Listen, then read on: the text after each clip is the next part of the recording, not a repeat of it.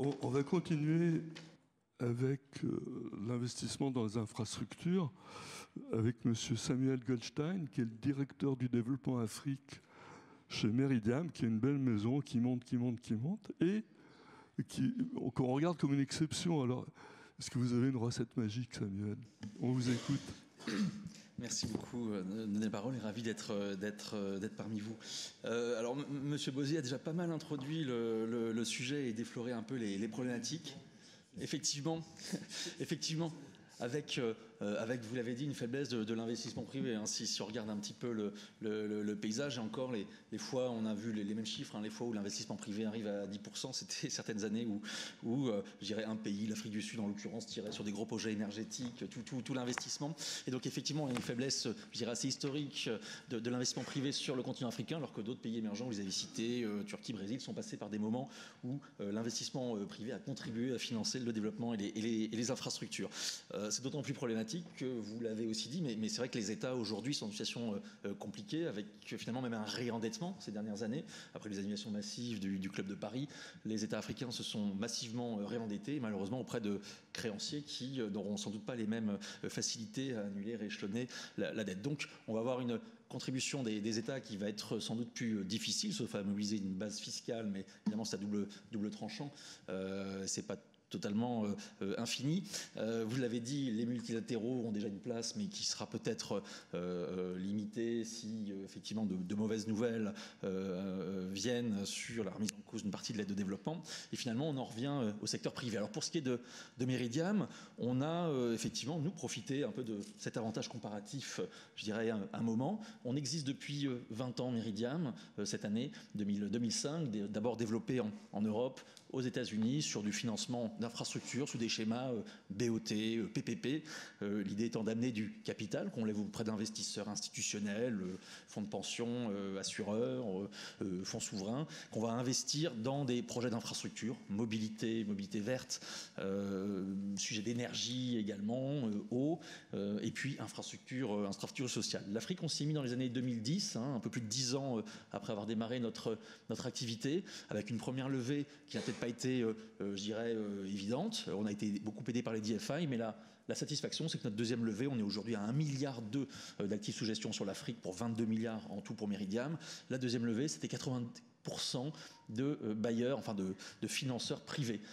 Donc c'est la preuve du concept s'était faite. Alors c'était avant peut-être le retournement, cette deuxième levée de 2022, mais en tout cas on a pu, je dirais, lever de l'argent et commencer à le déployer. On est effectivement un petit peu seul. Alors bien sûr les industriels aussi eux-mêmes, je dirais, investissent, mais parmi les financiers, les fonds, on a vu beaucoup de fonds, notamment américains, qui sont venus repartis, qui cherchaient peut-être des trop gros projets, ça n'a pas fonctionné, et finalement le fonds généraliste infrastructure comme Meridiam, on a des Sud-Africains, AIM, APMC qui a relevé un deuxième fonds mais va maintenant un peu vers l'Asie, Actis, mais finalement on n'a pas énormément, il est vrai, d'acteurs généralistes, investisseurs, infrastructures. En Afrique, nous on a beaucoup investi sur la mobilité et sur les énergies renouvelables. C'est vraiment nos principaux, je dirais, projets investis avec des ports, des aéroports, du rail, avec beaucoup de production donc d'énergie renouvelable, également un peu de data center, sujets digitaux. Aujourd'hui, qu'est-ce qu'on peut dire aujourd'hui sur les défis?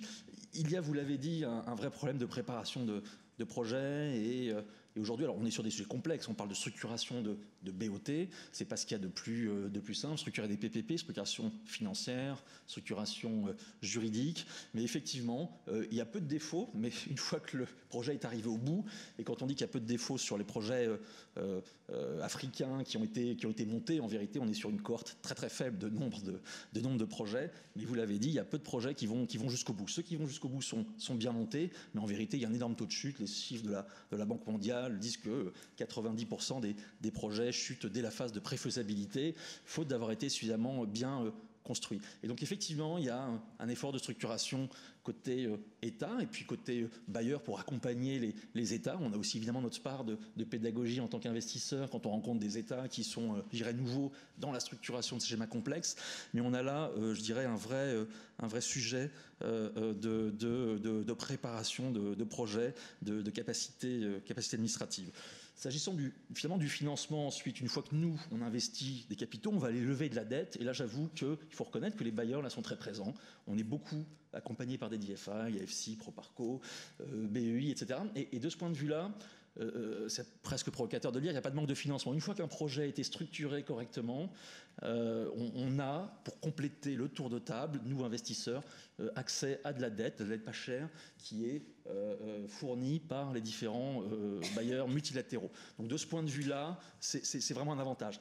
Par contre, effectivement, dans un univers où les financements sont rares, il y a peut-être des efforts à faire côté bailleurs sur de nouveaux instruments, pas forcément en quantité, mais des instruments de mitigation des risques pour les investisseurs privés, des instruments de première perte, et puis de s'élargir un peu à de nouveaux sujets. On est très présent avec ces bailleurs sur des sujets d'énergie verte, mais c'est vrai que là, en ce moment, on développe par exemple un PPP dans le domaine de l'eau, ce qui est un petit peu nouveau comme schéma BOT avec une forte infrastructure, avec une infrastructure qui pèse lourde dans l'équipe globale. Et on est content de pouvoir essayer de trouver des bailleurs qui puissent nous financer, donner plus de concessionnels sur des projets qui fournissent peut-être moins de revenus. Moins de revenus commerciaux que d'autres projets. Donc je pense qu'il y a des choses à faire encore avec les bailleurs, mais qu'aujourd'hui, effectivement, on est dans une situation tout de même difficile avec peut-être peu d'acteurs qui sont, je dirais, encore actifs sur le continent africain. Donc il y a un renouveau bailleurs, États et investisseurs je dirais, à réinvestir différents outils de blended finance, c'est-à-dire de financement mix entre privé et public. Je dirais quand même qu'il y a des sujets qui ne fonctionnent pas trop mal. Peut-être une petite note sur laquelle on est très investi. Vous avez compris que nous, on est très présents sur les ENR, avec des centrales solaires, avec des barrages hydroélectriques, avec de l'éolien. On est quand même dans la plupart des pays, aujourd'hui en Afrique, sur des schémas qui sont bien maîtrisés par les États. Je parlais de la complexité tout à l'heure à monter des PPP. Aujourd'hui, les producteurs indépendants d'électricité, les schémas d'IPP, sont plutôt bien développés. On est en plus aujourd'hui sur une transition énergétique avec des coûts de l'électricité qui devient un peu plus compétitive, qui devient même plus pilotable pour des ENR parce qu'on a un prix des batteries, du stockage qui est en train de baisser.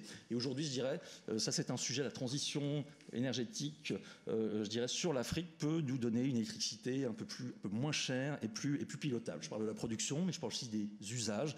On a, nous, lancé il y a quelques mois un BRT électrique dans la capitale sénégalaise, à Dakar, et on se rend compte que même du point de vue des usages, on peut avoir des coûts extrêmement compétitifs, un peu plus de capex d'investissement, ça coûte un peu plus cher, mais finalement, sur la durée de vie et d'opération par méridiam, ça sera un coût qui sera peut-être même inférieur à ce qu'aurait été du diesel.